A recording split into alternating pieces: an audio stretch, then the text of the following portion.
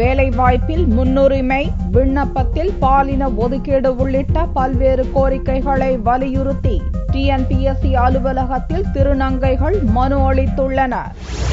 வேலைவாய்ப்பில் முன்னுரிமை, 3% இடஒதுக்கீடு, அரசு பணி தேர்வு விண்ணப்பங்களில் பாலின ஒதுக்கீடு என்பன உள்ளிட்ட பல்வேறு கோரிக்கைகளை வலியுறுத்தி திருநங்கைகள் தொடர் போராட்டம் நடத்தி வருகின்றனர். சென்னையில் உள்ள தமிழ்நாடு அரசு பணி தேர்வாணையத்தில் செவ்வாயன்று முற்றுகையிட்ட திருநங்கைகள் தங்களது கோரிக்கைகளை வலியுறுத்தி கோஷமிட்டனர். எங்களுக்கான இடஒதுக்கீடு வழங்க வேண்டும், அரசு பணிகளில் எங்களுக்கு முன்னுரிமை கொடுக்கணும், அதே மாதிரி அரசு தேர்வு எல்லா இதுலயுமே எங்களுக்கான பாலினம் அதுல மென்ஷன் பண்ணப்படணும். இந்த கோரிக்கை இது போன்ற பல கோரிக்கைகளை வலியுறுத்தி நாங்க தொடர் போராட்டங்களை நடத்தி கொண்டிருக்கோம். நேற்று சாலை மறியலில் ஈடுபட்டோம் கண்ணகி சிலையில, இன்னைக்கு தேர்வாணையத்தை முற்றுகையிட்டு இருக்கிறோம். நாளைக்கு வள்ளுவர் கோட்டத்தில் உண்ணாநிலை போராட்டத்தில், அதாவது காலவரையற்ற உண்ணாநிலை போராட்டத்தில் ஈடுபட போறோம். வாய்ப்புகளே இல்ல எங்களுக்கு.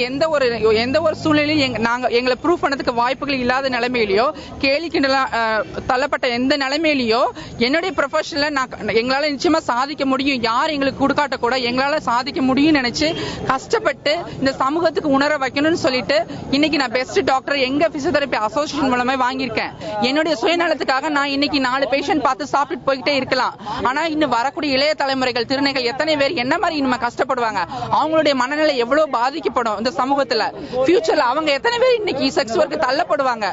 இன்னைக்கு வரக்கூடிய எல்லா படித்த திருநங்கைகள் அத்தனை பேரும் இன்னைக்கு ட்ரெயின் கடையில போய் கடை கேட்கறாங்க. கேட்டா என்னைய பழிக்கிறாங்க. திருநங்கைகளின் போராட்டத்தை ஒட்டி அங்கு பலத்த போலீஸ் பாதுகாப்பு போடப்பட்டிருந்தது. அங்கிருந்த போலீசார் திருநங்கைகளிடம் சமரசமாக பேசி சிலரை மட்டும் டிஎன்பிஎஸ்சி அலுவலகத்திற்குள் அனுமதித்தனர்.